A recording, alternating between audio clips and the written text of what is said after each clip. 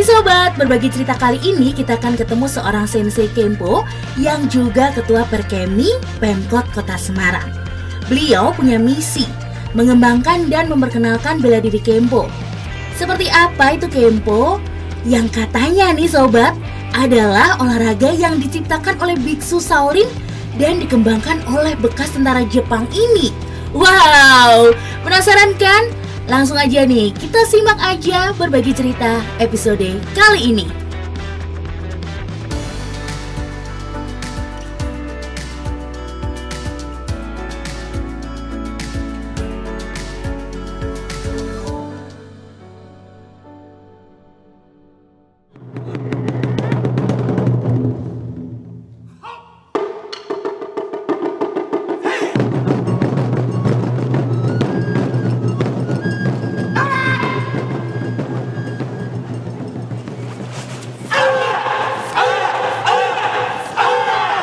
Sejarah Kempo itu panjang mas, jadi sebenarnya dimulai dari abad ke-6 sekitar tahun 550-an.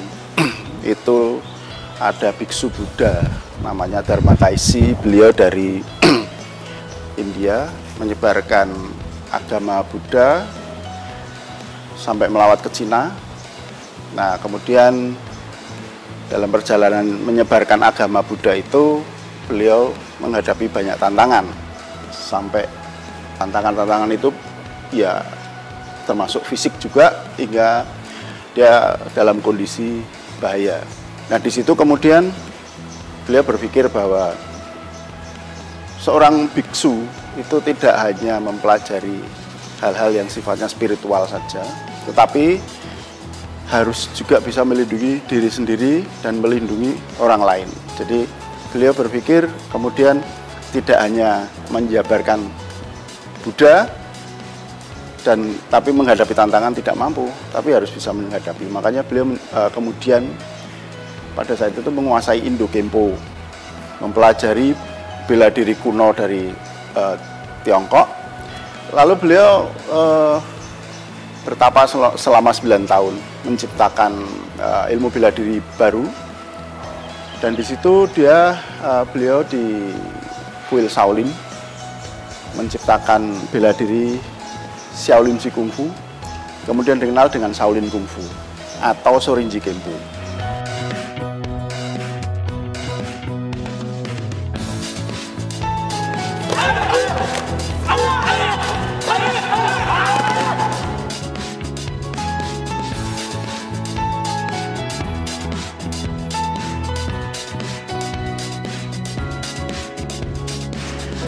Nah kemudian bela diri ini yang Shaolin Kung Fu ini menjadi bela diri wajib bagi setiap calon biksu di Shaolin. Itu pada abad ke-6 tahun 550, dan kemudian perkembangannya sampai pada abad ke-20 pada saat Jepang perbedaan politik sampai ke Cina, kemudian di sana ada peperangan dan sebagainya. Ada salah satu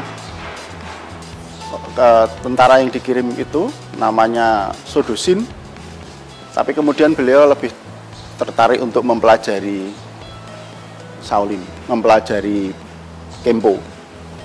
Dilatih oleh Sihang atau Mahaguru ke-20, Swen Taizong.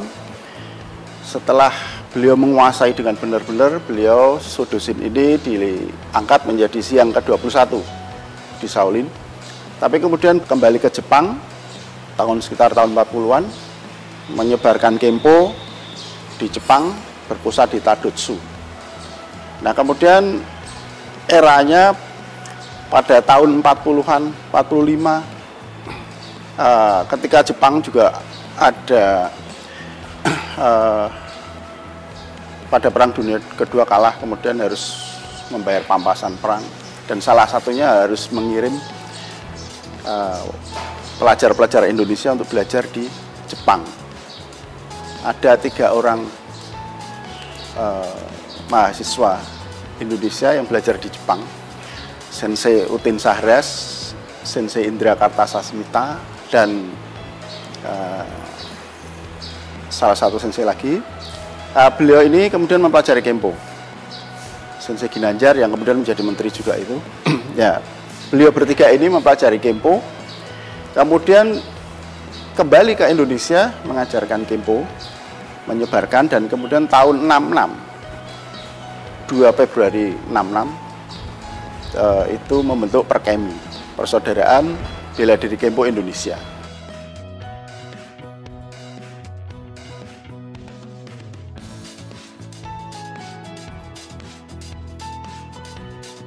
Persaudaraan Bela Diri Kempo Indonesia ini berkembang sejak tahun 66 dan kemudian mulai setelah berkembang di Jakarta mulai menyebarkan ke luar Jakarta, dan salah satunya itu yang termasuk dojo tertua setelah Jakarta itu adalah Semarang. Jadi ada salah satu NC dari murid dari Sensei Indra ini diutus ke Semarang dan mengembangkan di Semarang. Nah kemudian ya itu mulai sekitar tahun 67 ada Simpe Budi Santoso, kemudian Simpe Hertoto Basuki, Simpe, kemudian ada Simpe-simpe yang lain. Nah beliau-beliau ini yang kemudian mengembangkan Kempo di Semarang dan Jawa Tengah.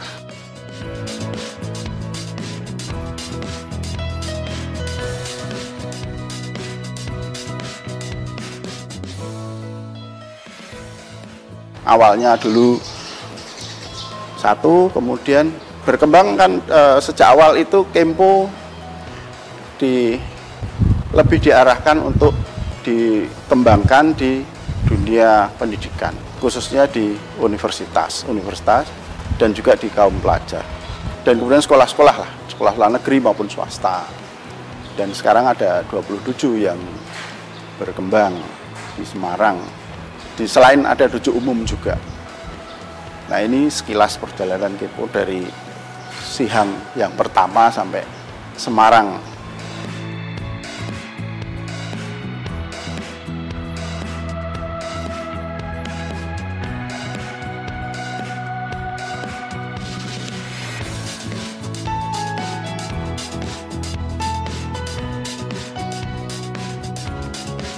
Nah begini, jadi kan ini peran dari Sodosin Mahaguru ke-21 yang juga orang Jepang yang kemudian mengembangkan Kempo modern. Itu membuat pembaharuan untuk teknik-tekniknya. Jadi teknik yang ada di Shaolin itu ada di Kempo karena memang Kempo itu dari Shaolin juga. Nah, cuman kemudian teknik-tekniknya itu dimodernisir, jadi menjadi lebih efektif, lebih simpel, tapi prinsipnya sama. Jadi jurus-jurusnya itu nama-namanya juga sama. Hanya kemudian namanya kan menjadi nama Jepang, ke Jepang karena beliau orang Jepang. Dan itu kemudian mendunia. Sementara kalau Shaolin sendiri kan tradisi dari Shaolin itu, bela diri Shaolin sebenarnya dulu itu tertutup untuk orang luar, jadi hanya untuk biksu saja. Tapi kemudian menjadi lebih berkembang dan Jepang lebih mengembangkan lagi melalui Sodosin ini, gitu. Tapi secara teknis sama, hanya di Jepang itu menjadi lebih efektif melalui pengolahan teknik dan pengembangan dari Sodosin itu.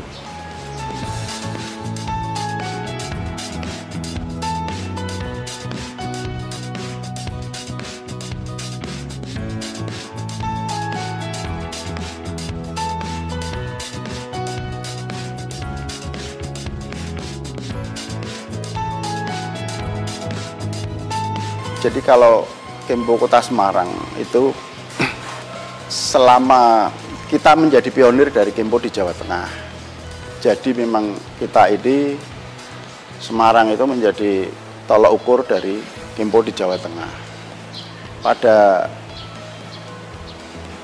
kompetisi tertinggi di Jawa Tengah itu kan Porda dulu, sekarang Porprov. pada era saya di 2013 misalnya kita juara umum Porprov di Banyumas. Kemudian juara di kejuaraan pelajar. Gitu. Jadi kita juga mengikuti kejuaraan-kejuaraan di luar Jawa Tengah.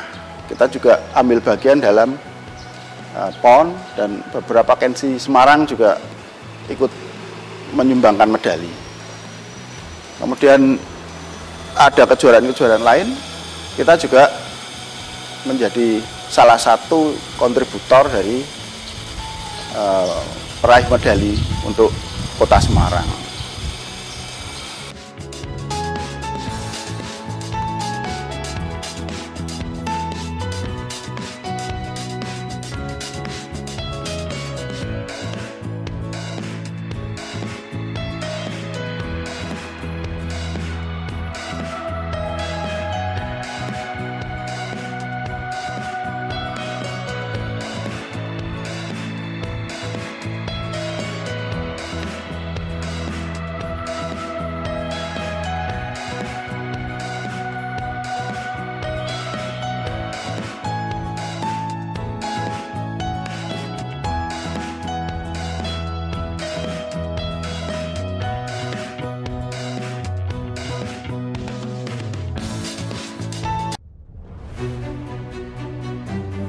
Jadi rumah BUMN Gunung Kidul ini dibangun untuk mendampingi UMKM agar lebih dikenal di banyak kalangan masyarakat.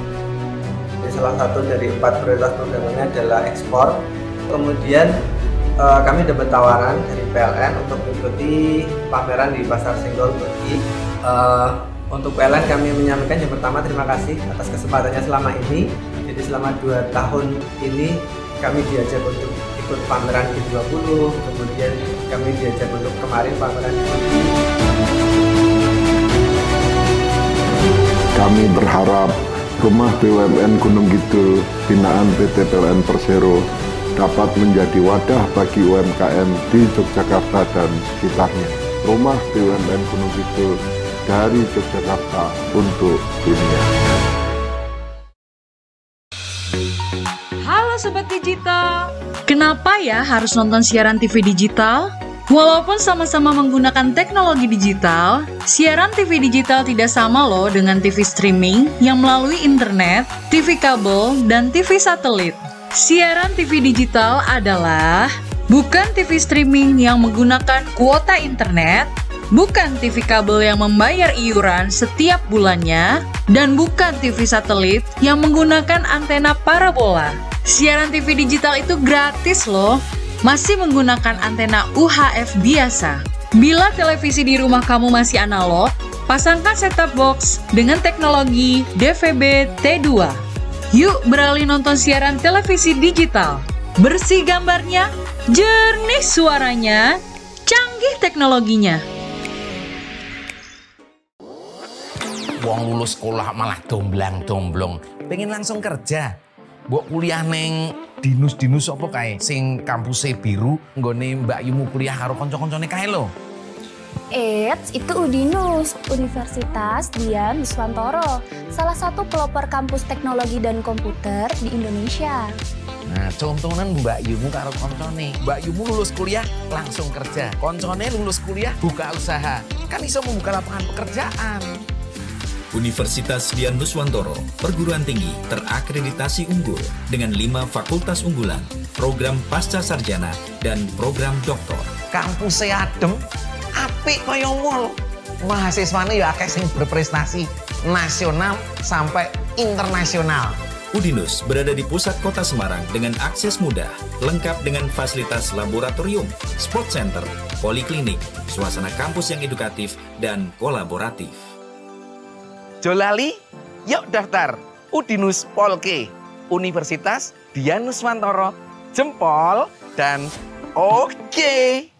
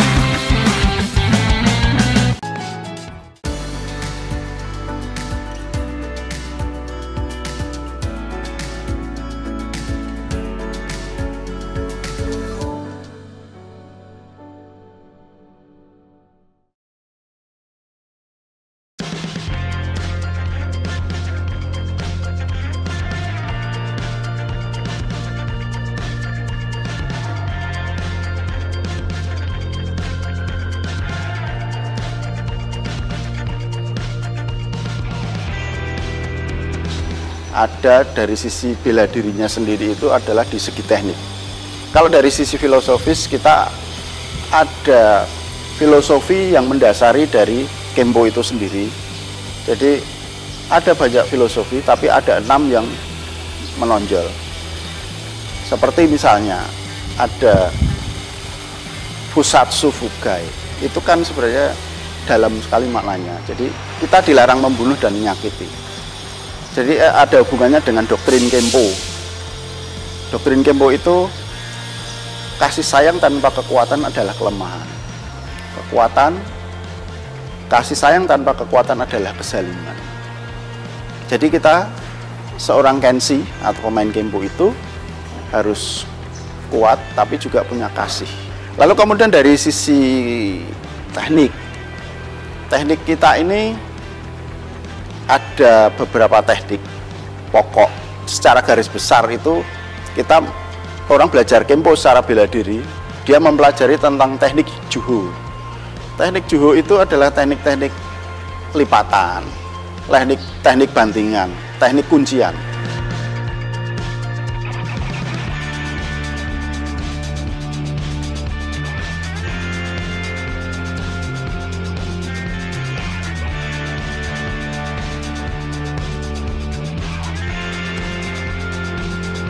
Lalu ada lagi kita mempelajari tentang Seiho. Seiho itu adalah teknik pengembalian kondisi fisik setelah kita berlatih capek selama sekian waktu. Di situ kita diajari tentang anatomi tubuh, bagaimana memulihkan kondisi itu melalui teknik-teknik urut ketimuran yang dulu berasal dari Shaolin juga. Nah, ya memang kemudian ada teknik juga yang ya ini hanya bisa dikuasai oleh sensei-sensei yang tekniknya sudah tinggi. Itu ada totok darah ya. Jadi kalau di film-film kungfu itu ada totok darah, itu betul. Tetapi secara faktual yang namanya totok itu tidak dalam waktu lama. Begitu ditotok, dalam beberapa detik harus dikembalikan ke kondisi semula. Jadi dia tidak mengalami akibat fatal. Kalau dibiarkan akibatnya menjadi fatal karena aliran darahnya berhenti. Jadi itu hanya beberapa detik. Begitu kita menyerang titik-titik tertentu, dia jatuh. Nah, itu harus segera dikembalikan. Tapi pada prinsipnya kalau yang di Indonesia secara umum Kenshi itu mempelajari ya ada filosofi Juho, kemudian tekniknya Juho dan Goho itu. Dan itu tekniknya banyak sekali. Ada sekitar 500 teknik di Kempo. Jadi di Kempo kita mempelajari Juho dan Goho, dan itu dipelajari tahap demi tahap. Kita memiliki tingkatan, dan setiap tingkatan itu ada teknik yang harus dipelajari. Itu ada kurikulumnya. Kita memiliki kurikulum sebagai acuan gitu. Dan itu setidaknya ada 500 teknik sampai ke tingkatan yang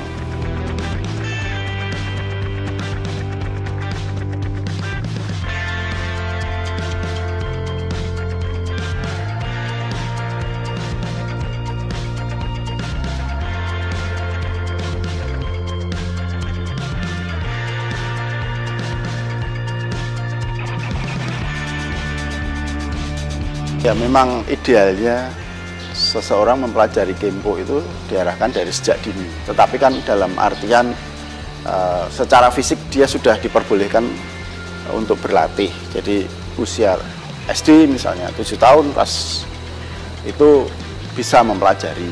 Karena secara fisik dia sudah mulai kuat. Tetapi semua itu sesuai dengan porsinya.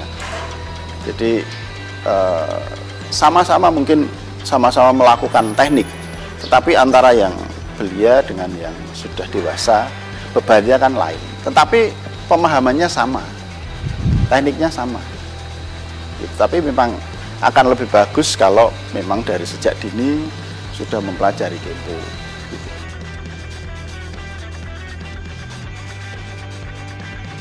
Kempo pada prinsipnya adalah bela diri yang mengutamakan sisi alamiah. Jadi siapapun bisa mempelajari. Jadi dari yang anak kecil sampai yang dewasa. Kemudian dari yang berbagai gender ya, dari antara yang pria maupun wanita.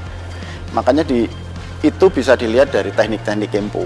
Kita tidak hanya melalui mempelajari teknik Goho, tetapi Juho.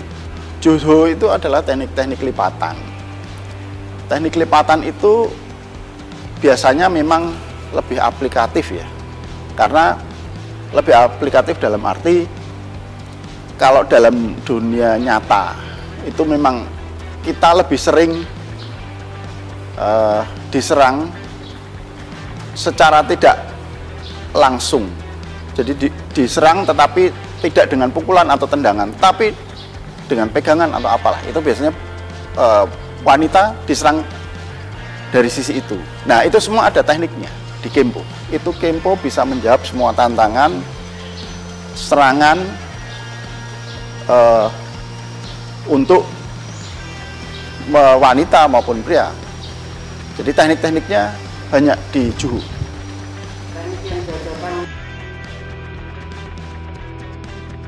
Di Kempo itu teknik yang dipelajari itu tidak membedakan wanita dan pria. Yang kemudian di situ sesuai dengan kurikulum. Nah, kemudian pada saat melakukan latihan itu kita ada satu sistem namanya Kumite Sutai. Jadi kita melakukan secara berpasangan. Dengan berpasangan itu kita akan dapat mengetahui gerakan kita itu sudah tepat atau belum, sasarannya sudah tepat atau belum. Kemudian dari situ kan tekniknya akan menjadi efektif atau tidak.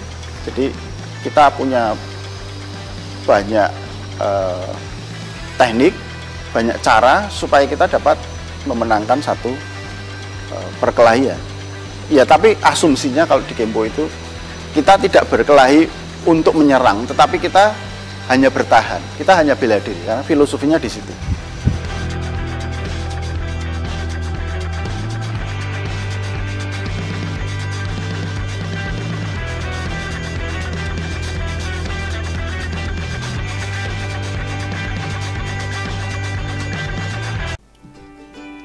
Bingung lulus SMA mau lanjut kemana?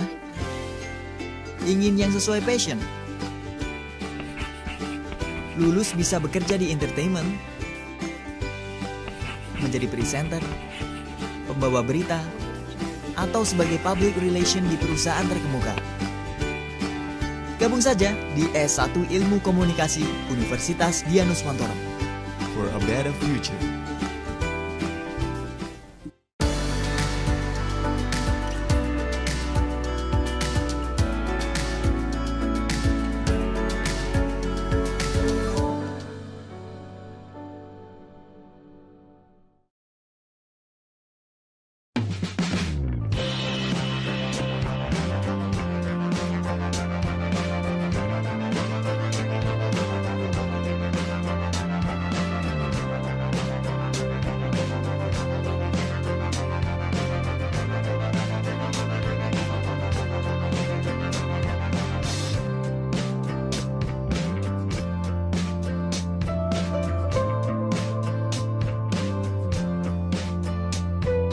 Kejuaraan itu ada 2 nomor, ada embu, ada randori.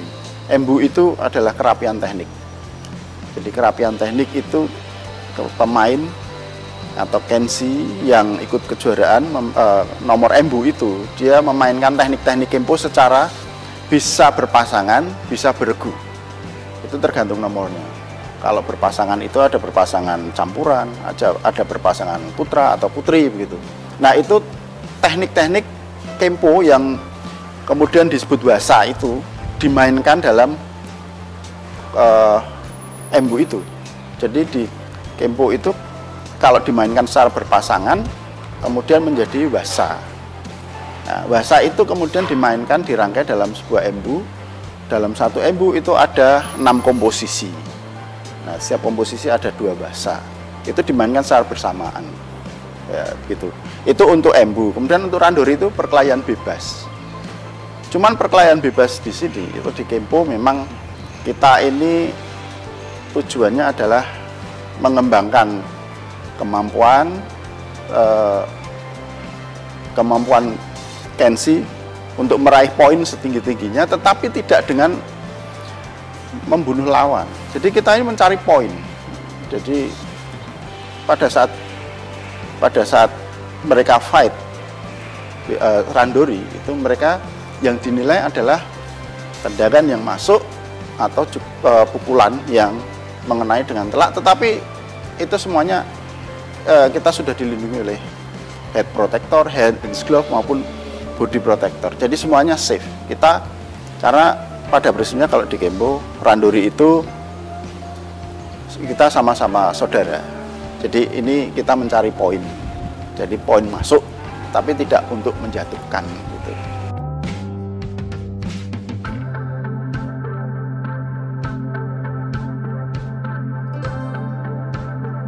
Kempo tidak diizinkan untuk mengikuti event-event di luar Kempo. Jadi Kempo ini sesuai dengan doktrinnya bahwa ini adalah bela diri yang hierarkinya begitu kuat, kemudian filosofinya begitu kuat. Jadi kita tidak diizinkan untuk mengikuti sebuah kejuaraan di luar kejuaraan yang digagas oleh Kempo. Di sini kalau di Indonesia Perkemi, gitu. Kalau di dunia namanya WSKO. Jadi di luar itu kita tidak diperbolehkan.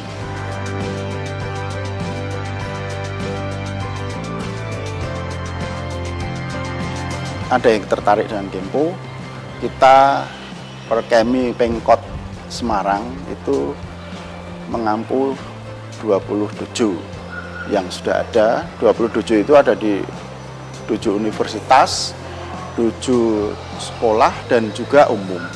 Yaitu nanti bisa dikonsultasikan dengan cabang kalau misalnya mereka tertarik untuk mengikuti bela diri Kempo. Bisa ke sekretariat Kempo saja, Perkemi Pemkot Kota Semarang, ada di Pusponjolo Selatan 1B.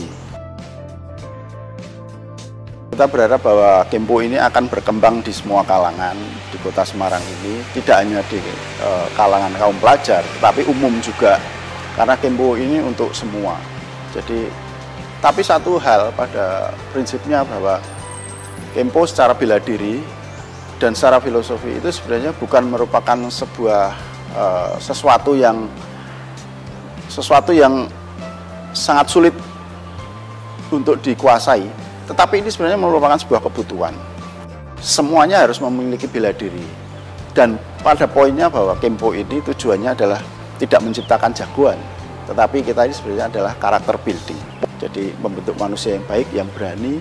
Jadi untuk menjadi yang baik, dia harus bisa menjaga dirinya sendiri maupun orang lain. Dari doktrin Kempo saja, ya, bahwa kasih sayang, kekuatan tanpa kasih sayang adalah kezaliman. Kasih sayang tanpa kekuatan adalah kelemahan. Jadi setiap manusia itu harus kuat dan punya kasih sayang.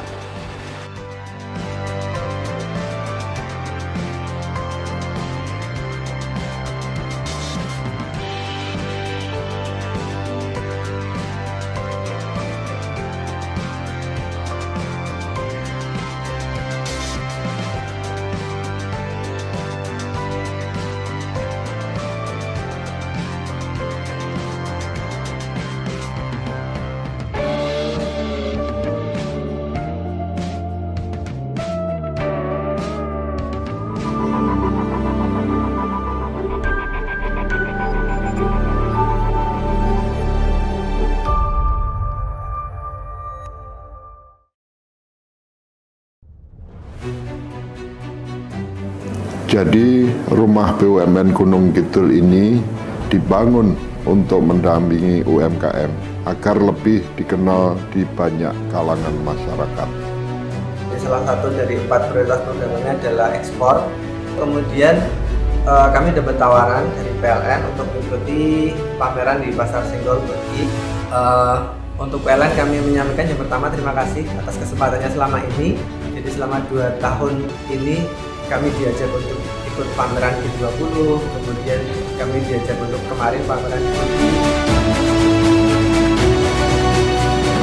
Kami berharap Rumah BUMN Gunung Kidul binaan PT PLN Persero dapat menjadi wadah bagi UMKM di Yogyakarta dan sekitarnya. Rumah BUMN Gunung Kidul dari Yogyakarta untuk dunia.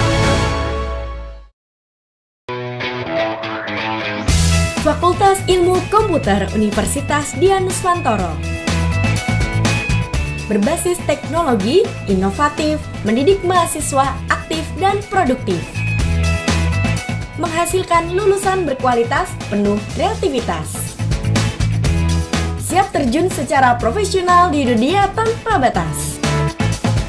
Fasilkom Udinus, enjoy with Tekno Kreatif. Budaya menjadi ciri khas suatu bangsa. Bahasa sebagai media komunikasi antar negara. Menjadi yang terdepan dalam budaya dan bahasa yang ingin dicapai Fakultas Ilmu Budaya Universitas Dian Nuswantoro Semarang. Menjadikan lulusan yang profesional, sarana dan prasarana yang lengkap, skill plus program, serta bekerja sama dengan universitas terkemuka di dunia. Let's join us. Udinus kite kudasai. Hai lur, kabarnya piye? Api-api wae toh. Dah, di berbagi cerita episode kali ini kita akan ketemu seorang musisi putra daerah yang lagunya lagi boom. Lagu-lagunya bikin para sedulur-sedulur pada baper. Karya lagunya semuanya viral nih di YouTube. Sosoknya, sederhana banget. Ayo tebak siapa sosok musisi serba bisa ini? Coba ya diingat-ingat. Kalau misalnya denger lagu ini langsung keingetan siapa nih ya? Ditinggal pas sayang-sayangi, pas lagi jeru-jerune, koe milih dalan liyane. Yo wes ben walah mata nyanyi terus ya. Nah, pada baper kan ya tuh. Nah, langsung aja nih lur, kita ketemu aja sama sosok yang inspiratif kali ini. Ada Hendra Kumbara.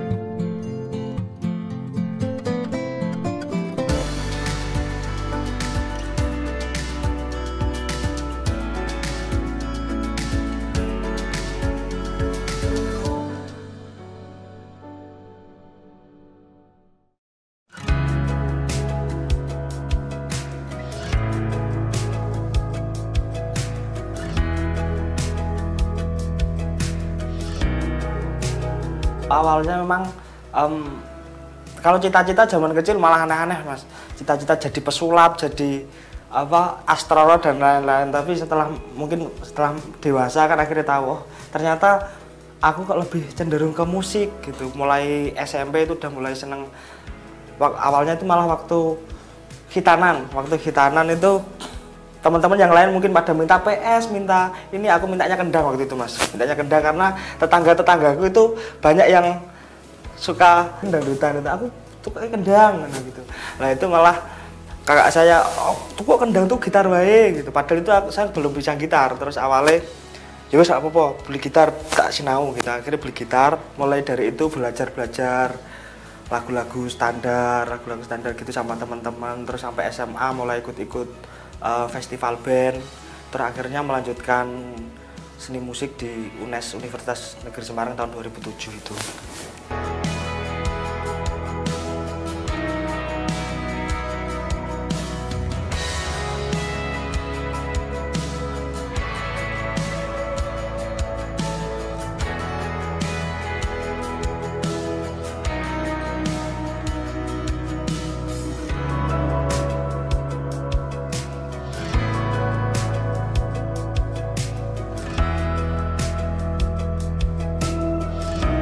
Awalnya itu saya waktu SMA juga udah sering ikut dangdut, grup orkes keliling gitu. Itu juga kalau pulang malam itu sering diomongin, "Ku ngopo sampai ya ini. Wah, apa aku malah seneng ini."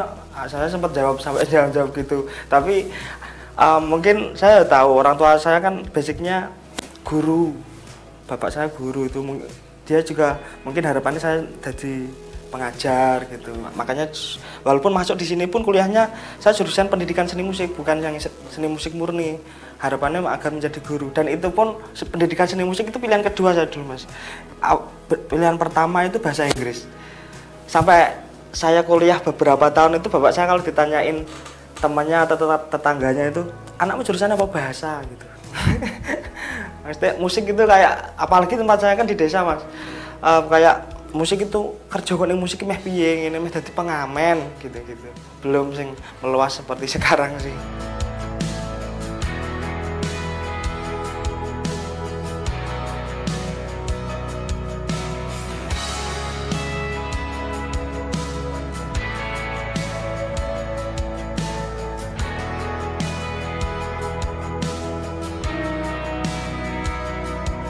Saya waktu mulai di kuliah seni musik Semarang itu kan akhirnya ketemu sama teman-teman yang sefrekuensi, Mas.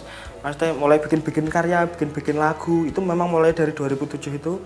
Terus mulai ikut project kesana kesini, misalnya kayak ngisi di acara wedding, ngisi di kafe-kafe, terus main di event-event apa. Salah satunya juga di Bank di Jawa Tengah itu ada grup campur sarinya itu yang hampir berarti setiap bulan sekali itu dulu saya ngisi di sana, main pertama cakcuk itu, cak yang cing itu, terus yang kedua gitar itu. Waktu itu kan masuk di TV waktu itu di TVRI Jawa Tengah itu mulai orang tua saya, oh memang anakku gitu.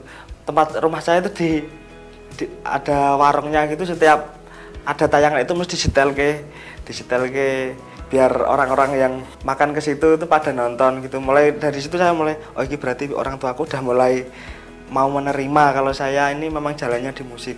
Mulai saat itu udah mulai tak seriusin lagi gitu.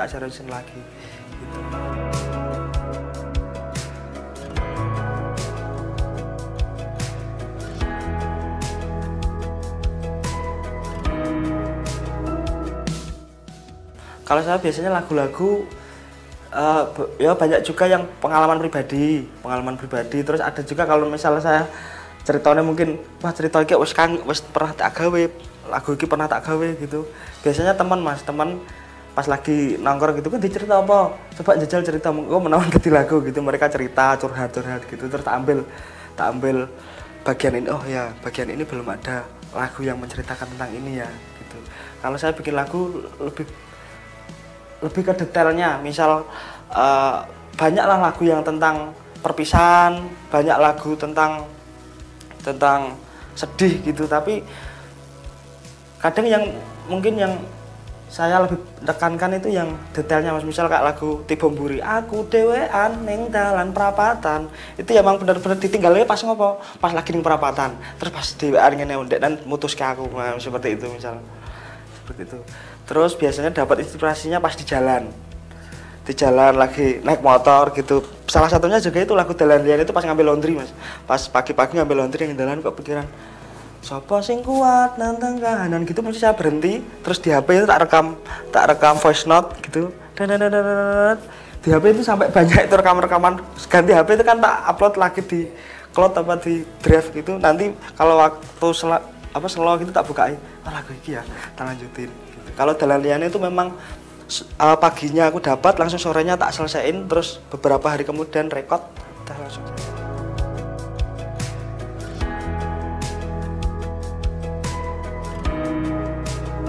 Beberapa pengalaman pribadi atau pengalaman teman-teman, beberapa juga imajinatif.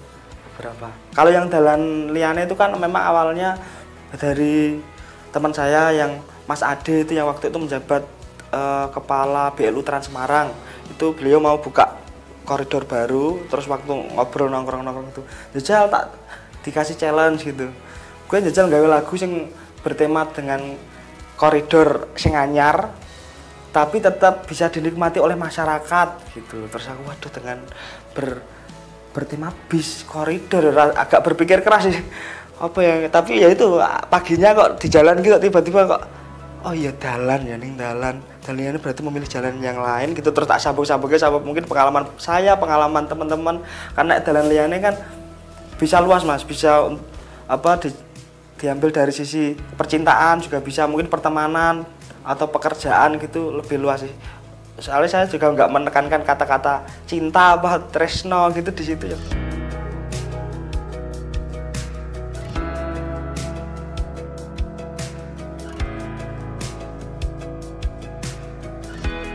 Lagu Dalan Liyane ya menceritakan orang yang sudah sering bersama, sudah menjalani hidup bareng lama gitu, terakhirnya malah memilih jalan yang lainnya, simpelnya seperti itu.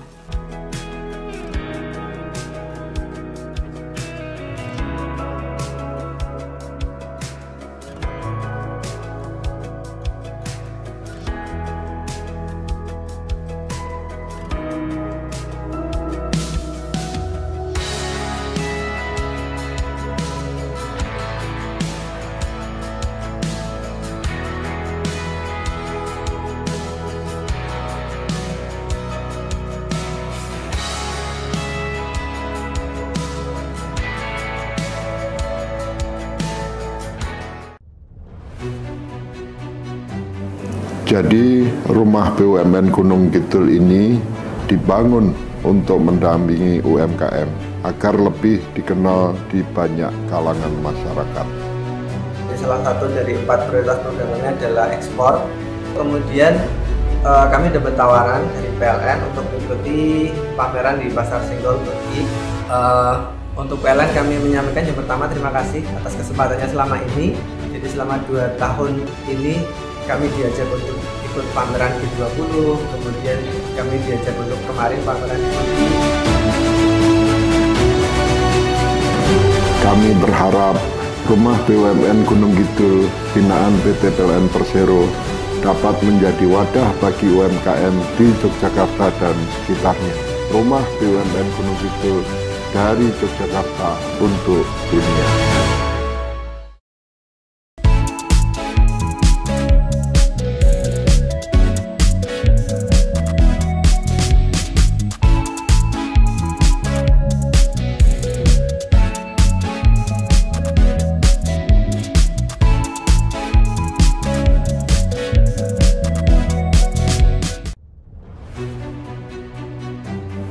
Jadi rumah BUMN Gunung Kidul ini dibangun untuk mendampingi UMKM agar lebih dikenal di banyak kalangan masyarakat.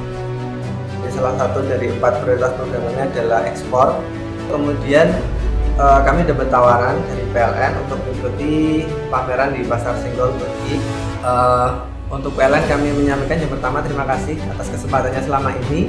Jadi selama 2 tahun ini kami diajak untuk ikut pameran G20, kemudian kami diajak untuk kemarin pameran di Turki. Kami berharap rumah BUMN Gunung Kidul binaan PT PLN Persero dapat menjadi wadah bagi UMKM di Yogyakarta dan sekitarnya. Rumah BUMN Gunung Kidul dari Yogyakarta untuk dunia.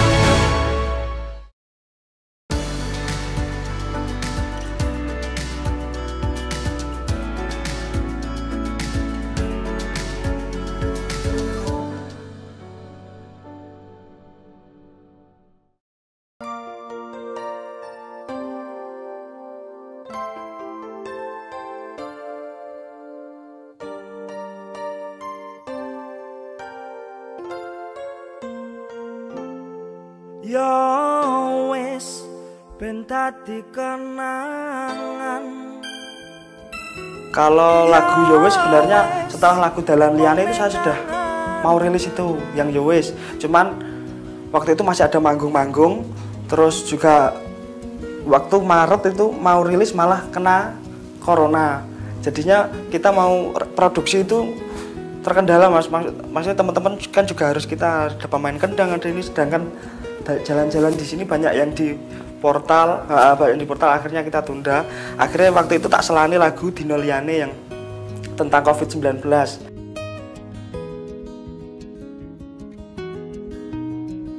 Karena aku di rumah dewe tengok-tengok gini, saya bener-bener waktu itu 2 minggu, awalnya kan 14 hari itu, bener-bener di rumah nggak keluar, bahkan mungkin sampai sebulan lebih bener-bener di rumah. Keluar cuma kalau cari makan itu. Terakhir genjreng-genjreng ini nek enggak tak bikin karya apa gitu yang tentang keadaan saat ini, tapi dari sudut pandang yang berbeda itu kan kurang, kita kok nggak ada anak gunanya gitu, rep tengok-tengok gini. Akhirnya coba bikin, saya lihat status WhatsApp teman-teman, kok nikahnya pada diundur ya, ini dan lain-lain gitu. Coba dari orang yang nikahnya diundur, akhirnya ketemu itu lagu Dino Liyane. Terus setelah lagu Dino Liyane itu kemarin juga sempat rilis album yang dulu-dulu saya sempat bikin beberapa single-single akustik Jawa, terus kemarin tak jadiin satu, jadi 9 lagu itu di album Wayahe. Terus mulai boleh berkegiatan tapi dengan protokol kesehatan lah, baru langsung wah lagu ya wis digas iki maneh iki.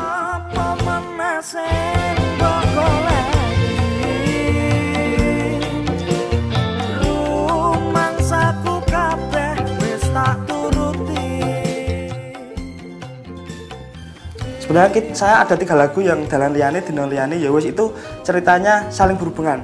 Tapi pemeran utamanya berbeda.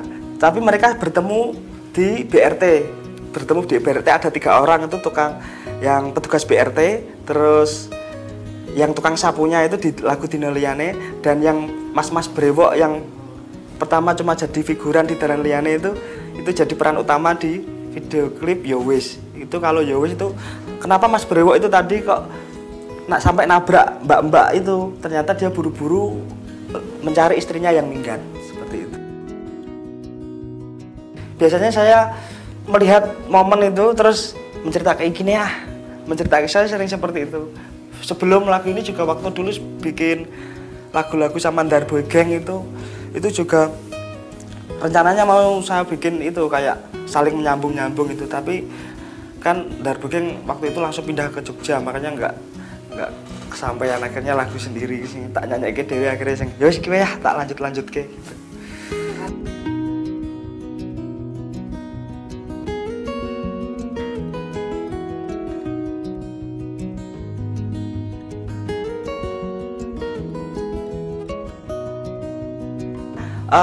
Orang belakang layar Mas, aslinya kayak lagu Dalan Liyane itu ya aku nyoba-nyoba aja, jajal nyanyi dari 2007 cuma bikin lagu di belakang. Banyak project yang saya buat seperti Senggol Tromol, terus dan juga teman-teman itu mulai di Dalan Liyane itu yus jajal tak nyanyi, nggak nyangka ternyata kok.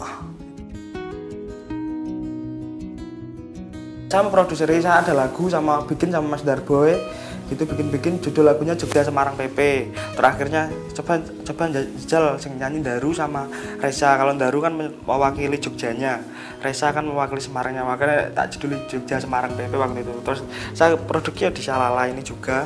Terus video klipnya di sini sama di Jogja itu.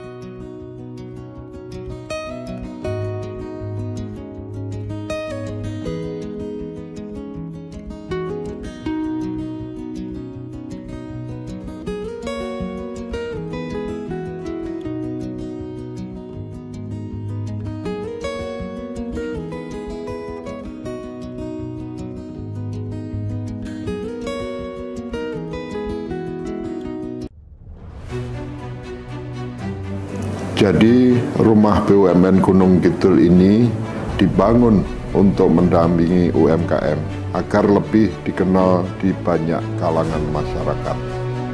Salah satu dari 4 prioritas programnya adalah ekspor. Kemudian kami dapat tawaran dari PLN untuk mengikuti pameran di Pasar Senggol Turki. Untuk PLN kami menyampaikan yang pertama terima kasih atas kesempatannya selama ini. Jadi selama 2 tahun ini kami diajak untuk ikut pameran G20, kemudian kami diajak untuk kemarin pameran di Turki.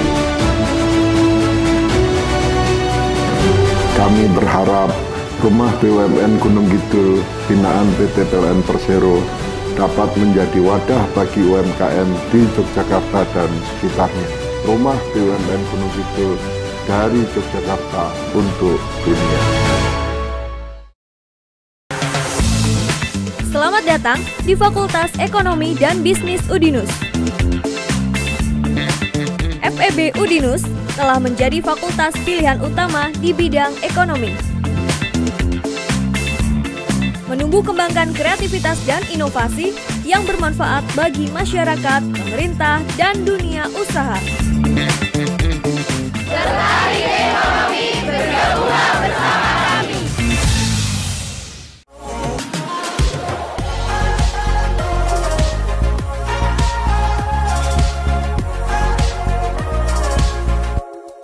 TVku, kanal pemilu milenial.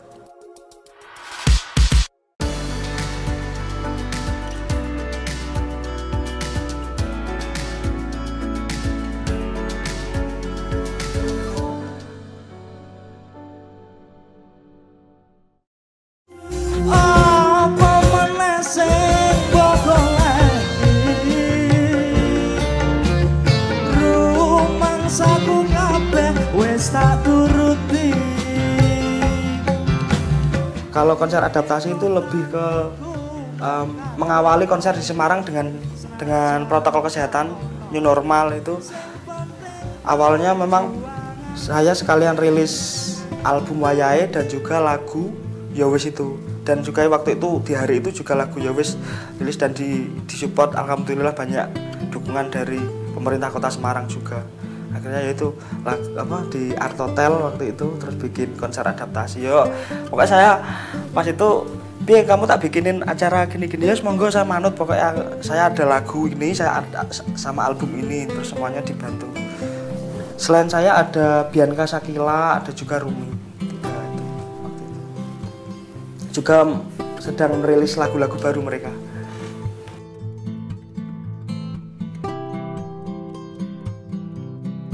Yang penting saya berkarya, pengen berkarya. Kalau mungkin banyak teman-teman yang bilang, "Hendra ki ya wae kayak musim dangdut terus dan gawe ngene terus gampang." Mungkin mereka nggak tahu perjuangan saya dari dulu bikin lagu juga banyak. Maksudnya nggak sing saya bikin lagu mau ngekitok terus dilelah viral gitu, nggak. Saya sama Salala ini juga sama teman-teman sempet bikin itu 1 tahun 1 minggu 1 karya selama setahun, itu dari 2018 akhir sampai kemarin 2019 akhir, yang lagu berarti 1 tahunnya itu lagu Dalan Liyane itu yang akhirnya. Nah itu kalau mempromosikan teman-teman itu ya enggak sih ya, kalau saya malah pikirannya ayo kayak gini loh, musisi ini saling saling mengapresiasi gitu. Ada temennya anu ya diumpulke, ada temennya ini juga diumpulke, nanti mesti saling timbal balik kok. Dan nek masalah rezeki apa terkenal apa nanti itu sudah ada yang ngatur. Nek kita kan cuma menjalankan di dunia, kita pengen berkarya baik, membantu orang kan ya juga perbuatan baik.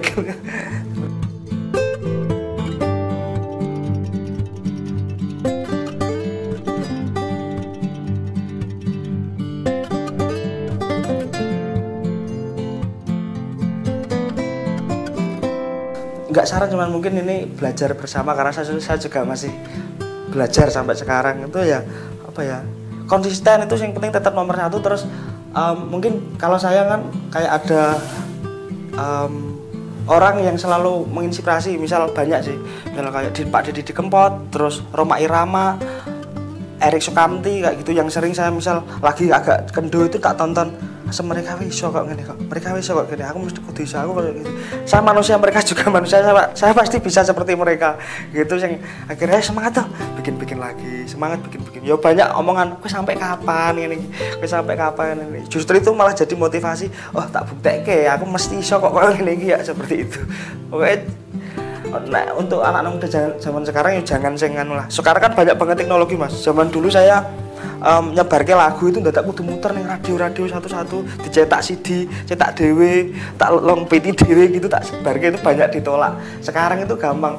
Teknologi tinggal bikin video, diupload YouTube, itu udah sak dunia sudah bisa nonton semua kan. Itu ya harus mencari celah.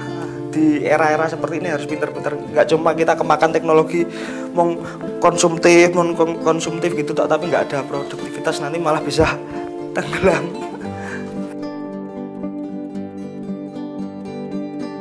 Kalau saya impiannya nggak muluk-muluk Mas, ya saya wong Jawa kita biasa wae. Saya yang penting pengen berkarya sampai tua gitu, sampai punya cucu, punya buyut mungkin, tapi tetap pengen bikin lagu sak gelemku dhewe, tak rekam, tak bikin video biar nek lagu kan pesan, biar pesannya bisa tersampaikan kepada semua orang. Berkarya aja sih Mas, nek aku berkarya pengen konsisten berkarya sampai tua gitu aja. Kalau yang penting stabil aja, pengen stabil aja gitu sih, nggak sih terlalu. Paling ya ini yang terdekat ini lagi bikin project sama Mas Lagut sedang bikin album solo itu saya. Ini produksinya juga di sini yang bantu seperti itu.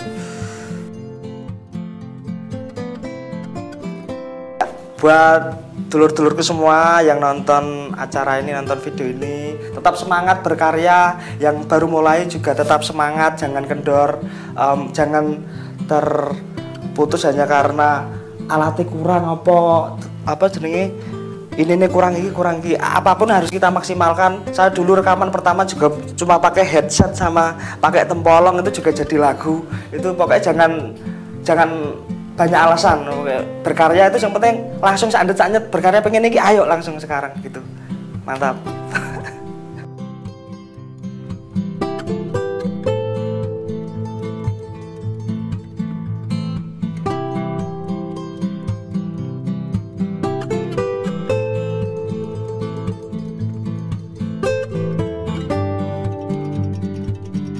Yang mau nonton video klip ya wes, atau pengen tahu lagu album saya yang terbaru yang berjudul Waya bisa cek di YouTube saya Hendra Kumbara TV atau di YouTube Shalala Production. Dan juga yang mau beli box setnya bisa cek di gspl.id. Just matur nuwun.